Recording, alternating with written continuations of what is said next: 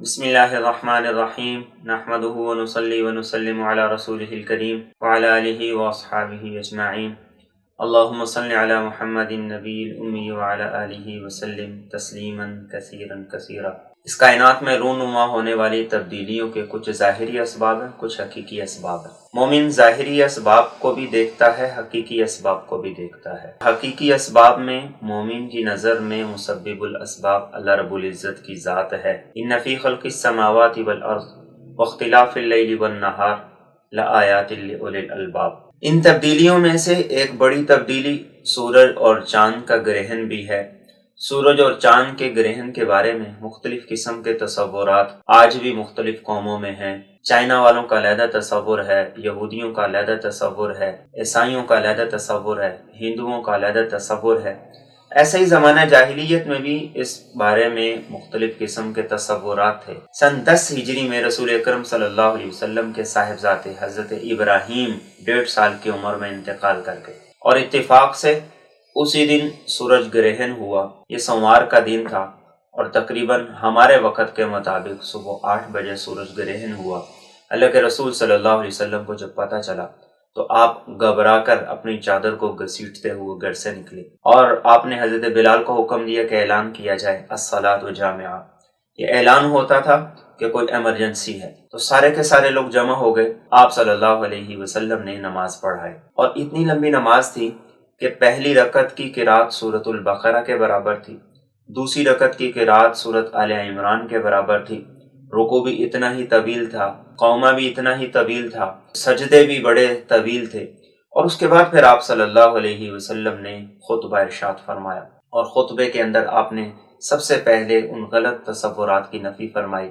آپ نے فرمایا ان الشمس والقمر آیتان من آیات اللہ لا ينکسفان لموت احد ولا لحیاتہ، کہ سورج اور چاند اللہ کی نشانیوں میں سے نشانیاں ہیں، نہ کسی کی زندگی کی وجہ سے سورج گرہن ہوتا ہے، نہ کسی کی موت کی وجہ سے سورج گرہن ہوتا ہے۔ چونکہ جاہلیت کا تصور یہ تھا کہ کوئی بڑا مر جائے تو سورج گرہن ہوتا ہے، تو آپ نے اس تصور کی نفی فرمائی، اس غلط عقیدے کی نفی فرمائی۔ آج ہمیں بھی اپنے غلط عقائد کی اصلاح کرنی ہے۔ آج مسلمانوں میں بھی یہ سوچا جاتا ہے کہ سورج گرہن ہو تو جو عورت پریگننٹ ہے اس کو آرام کرنا چاہیے، کام نہیں کرنا چاہیے، اور اگر وہ کوئی چھری کا کام کرے گی اس کے بچوں کے ہاتھ پاؤں ناک وغیرہ کٹے ہوئے ہوں گے۔ اسلام میں ایسے کسی تصور کی گنجائش نہیں۔ اور پھر آپ نے خطبے میں اور بہت سی باتیں ارشاد فرمائی، اور ہمیں آپ صلی اللہ علیہ وسلم نے اس بارے میں بہت سی تعلیمات دی۔ ایک صحابی رضی اللہ تعالیٰ عنہ کہتے ہیں سورج گرہن ہوا تو میں دوڑتا ہوا مسجد نبوی کی طرف گیا کہ جا کے دیکھوں کہ آپ صلی اللہ علیہ وسلم کیا کام کر رہے ہیں، کیا عمل کر رہے ہیں۔ ایک مسلمان کا شیوا یہی ہے کہ وہ ہر عمل میں یہ دیکھیں کہ اللہ کے رسول کا عمل کیا تھا، آپ کی سنت کیا تھی، آپ کا دل کا کیا تھا۔ فرماتے میں گیا تو آپ مسجد نبوی میں کھڑے نماز پڑھ رہے تھے، ہاتھ آپ نے اٹھائے ہوئے تھے، سبحان اللہ، الحمدللہ، اللہ اکبر، لا الہ الا اللہ، اور اس جیسے کلمات پڑھ کے آپ اللہ سے دعا بھی کر رہے تھے، اور جب تک سورج گرہن ختم نہیں ہو گیا اس وقت تک آپ مسلسل اللہ سے دعا کے اندر لگے رہے۔ سورج گرہن پر جو ہمیں اعمال سنت نبویہ میں احادیث طیبہ میں بتائے گئے ہیں، ان میں سے پہلا عمل صحیح بخاری کی حدیث کے مطابق فَإِذَا رَأَيْتُمْ ذَلِكَ فَاذْكُرُوا اللَّهَ، کہ جب سورج گرہن ہو تو اللہ کو یاد کرو، اللہ کا ذکر کرو۔ یہ خود سے نہیں ہوا، اسے کوئی کرنے والا ہے۔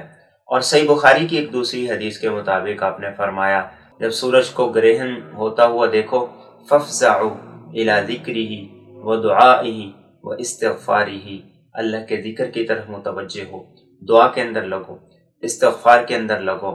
صحیح بخاری کی ایک اور روایت میں آپ صلی اللہ علیہ وسلم نے ارشاد فرمایا کہ جب ایسا ہو تو اللہ سے دعا کرو، اللہ اکبر کہو، نماز پڑھو، صدقہ دو۔ صحیح بخاری کی ایک روایت میں آپ نے فرمایا کہ اس موقع پر غلام آزاد کر کے اللہ کی بارگاہ کے اندر صدقہ پیش کرو۔ ایک اور عمل جو آپ نے کیا بھی، صحابہ کو ترغیب بھی دی کہ جب ایسا ہو تو فوراً نماز کی طرف جاؤ، نماز کی طرف بڑھو، نماز کی طرف متوجہ ہو۔ تو سورج گرہن کی نماز انفرادی بھی پڑھ سکتے ہیں، باجماعت پڑھنی چاہیے، ائمہ مساجد کی ذمہ داری ہے کہ وہ باجماعت 2 رکعت نماز پڑھائیں۔ 2 رکعتوں کے اندر قرات لمبی ہو، رکوع لمبا ہو، قومہ لمبا ہو، سجدہ لمبا ہو، اور اس کے بعد اللہ سے دعا کریں، اللہ سے استغفار کریں۔ اور یہ سورج گرہن ہونا یا چاند گرہن ہونا یہ کوئی تماشا نہیں ہے۔ اللہ فرماتے ہیں وَمَا نُرْسِلُ بِالْآيَاتِ إِلَّا تَخْوِيفًا، کہ یہ نشانیاں ہم اس لیے بھیجتے ہیں تاکہ لوگوں کو خبردار کیا جائے۔ اللہ یہ ہمیں دکھانا چاہتے ہیں کہ آج سورج جزوی طور پر بے نور ہوا ہے، تو ایک وقت وہ آئے گا کہ جس وقت سورج اور چاند اور ستارے سارے کا سارا نظام فلکی یہ سب بے نور ہو جائے گا۔ اذا الشمس کورت واذا النجوم انکدرت۔ تو اسے کھیل تماشا نہ بنائیں بلکہ اللہ کی طرف متوجہ ہوں، نماز پڑھیں، ذکر کریں، استغفار کریں، صدقہ دیں، دعا کریں، اور ذکر میں سبحان اللہ، الحمدللہ، اللہ اکبر، لا الہ الا اللہ، یہ سارے کے سارے الفاظ ہیں۔ آپ صلی اللہ علیہ وسلم نے جب صلاۃ الخسوف پڑھائی، سورج گرہن کی نماز پڑھائی، تو آپ کے ساتھ خواتین نے بھی نماز پڑھی۔ صحیح بخاری اور مسلم کی روایت ہے، حضرت اسماء رضی اللہ تعالیٰ عنہ فرماتی ہیں کہ میں حضرت عائشہ رضی اللہ تعالیٰ عنہ کے پاس آئی تو وہ نماز پڑھ رہی تھی، تو میں نے ان سے آ کر سوال کیا کہ لوگوں کو کیا ہوا، اس وقت میں نماز پڑھ رہے ہیں، حالانکہ اس وقت نماز نہیں پڑھی جاتی۔ تو حضرت عائشہ نے آسمان کی طرف اشارہ کیا، میں نے کہا کوئی نشانی ہے؟ تو انہوں نے اشارہ کیا، جی ہاں۔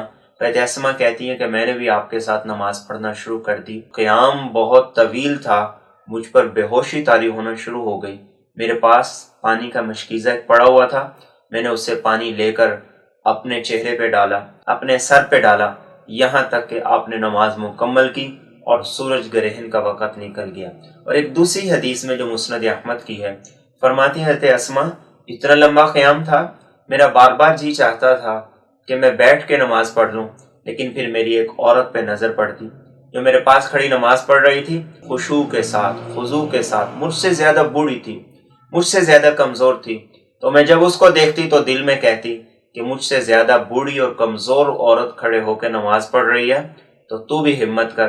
تو اس طریقے سے میں نے بھی کھڑے ہو کر ہمت کر کے نماز پڑھی۔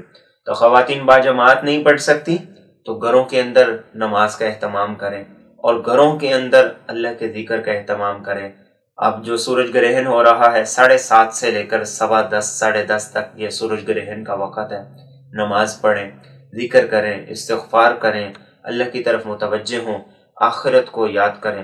اور اللہ کے رسول صلی اللہ علیہ وسلم نے بہت لمبی نماز پڑھی تھی، اور آپ نے جب سجدہ فرمایا تھا تو آپ سجدے میں اللہ سے کہہ رہے تھے کہ اللہ تو نے مجھ سے وعدہ نہیں کیا تھا کہ جب تک میں ان کے اندر موجود ہوں تو عذاب نہیں بھیجے گا۔ اور اس موقع پر آپ صلی اللہ علیہ وسلم نے صحابہ کو جب خطبہ دیا تو خطبے میں آپ نے اور بھی بہت سے باتیں ارشاد فرمائیں۔ آپ نے ارشاد فرمایا کہ جو کچھ آج سے پہلے میں نے نہیں دیکھا تھا اللہ نے مجھے اس نماز کے اندر دکھا دیا۔ آپ نماز پڑھتے ہوئے کچھ قدم آگے بڑھے، کچھ قدم پیچھے، تو صحابہ نے پوچھا یا رسول اللہ صلی اللہ علیہ وسلم آپ نماز پڑھتے ہوئے کچھ قدم آگے بڑھے تھے پھر کچھ قدم پیچھے ہٹ گئے، ایسا کیوں؟ تو آپ نے فرمایا کہ اللہ نے پردے ہٹا دیے، جنت میرے سامنے آ گئی، تو میں نے چاہا کہ انگوروں کا ایک خوشہ توڑ لوں، اگر میں وہ توڑ لیتا تو قیامت تک انسانیت اسے کھاتی رہتی اور کبھی بھی وہ ختم نہ ہوتا۔ پھر اللہ نے جہنم کے پردے اٹھا دیے، میں نے دیکھا کہ جہنم کی لپٹیں، آگ کی لپٹیں وہ آگے آگے بڑھ کے آ رہی ہیں، میں نے اپنے قدم پیچھے کر لیے۔ آپ نے فرمایا کہ عامر بن لوحی وہ شخص جس نے بتوں کو غیر اللہ کے نام پر چھوڑنے کی رسم ڈالی تھی، میں نے اس شخص کو جہنم میں دیکھا۔ اور آپ نے فرمایا کہ میں نے اس شخص کو دیکھا جو اپنی لاٹھی کے ساتھ حاجیوں کا سامان چوری کیا کرتا تھا۔ وہ کیا کرتا تھا؟ اپنی لاٹھی کے ساتھ کسی حاجی کے سامان کو پھنساتا اور اسے لے جاتا، کوئی دیکھ لیتا تو کہتا کہ لاٹھی کے ساتھ پھنس گیا ہے، کوئی نہ دیکھتا تو اسے لے جاتا۔ تو آپ نے فرمایا کہ میں نے اسے دیکھا کہ وہ جہنم میں اپنی انتڑیوں کو گھسیٹ رہا ہے۔ اور آپ نے اس خطبے میں یہ بھی ارشاد فرمایا کہ میں نے نماز کے اندر یہ دیکھا کہ جہنم میں عورتوں کی کثرت ہے۔ صحابہ نے عرض کی یا رسول اللہ عورتوں کی جہنم میں کثرت کیوں؟ تو آپ نے فرمایا نہ شکر گزاری کی وجہ سے۔ صحابہ نے پوچھا اللہ کی نہ شکر گزاری؟ آپ نے فرمایا نہیں، خامن کی نہ شکر گزاری، احسان کی نہ قدری۔ اور آپ نے فرمایا کہ اگر زندگی بھر اسے احسان کرتے رہو، اس کے ساتھ نیکی کرتے رہو، وہ ایک مرتبہ اونچ نیچ دیکھے گی تو ساری زندگی کے احسانوں کا انکار کر کے کہے گی ما رأیت منک خیرا قط، مجھے کبھی کوئی خیر نہیں ملی، میں نے کبھی کوئی خیر نہیں دیکھی۔ اور آپ نے اس خطبے میں یہ بھی ارشاد فرمایا کہ مجھے اللہ کی طرف سے یہ وحی کی گئی کہ تمہیں قبر میں آزمایا جائے گا، جیسے دجال کا فتنہ ہے اس جیسی ایک آزمائش ہوگی۔ آپ نے فرمایا کہ قبر کے اندر سوال کرنے والا آئے گا، اور سوال کرنے والا فرشتہ مومن سے پوچھے گا کہ اس شخص کے بارے میں تم کیا کہتے ہو، یعنی محمد صلی اللہ علیہ وسلم کے بارے میں، تو وہ کہے گا کہ یہ ہمارے رسول ہیں، ہمارے نبی ہیں، جاءنا بالبینات والہدی، یہ واضح دلائل لے کر آئے، ہدایت لے کر آئے۔ تو اسے فرشتے کہیں گے نم صالحہ، آرام سے سو جاؤ۔ اور پھر منافق آدمی، شک کرنے والے سے فرشتے پوچھیں گے کہ ان کے بارے میں کیا کہتے ہو، تو وہ یہ کہے گا کہ مجھے نہیں پتا، لوگ جو کہتے تھے میں نے وہی کہا۔ ہماری یہ ذمہ داری ہے کہ ہم آپ کی اتباع کریں، آپ کے اسوہ کو اپنائیں، انفرادی عبادات میں لگیں، اجتماعی عبادات کے اندر لگیں، اور جو آپ نے فرمایا اس کے مطابق عمل کریں۔ اللہ مجھے اور آپ کو سنت کی صحیح اتباع نصیب فرمائے۔ السلام علیکم ورحمۃ اللہ وبرکاتہ۔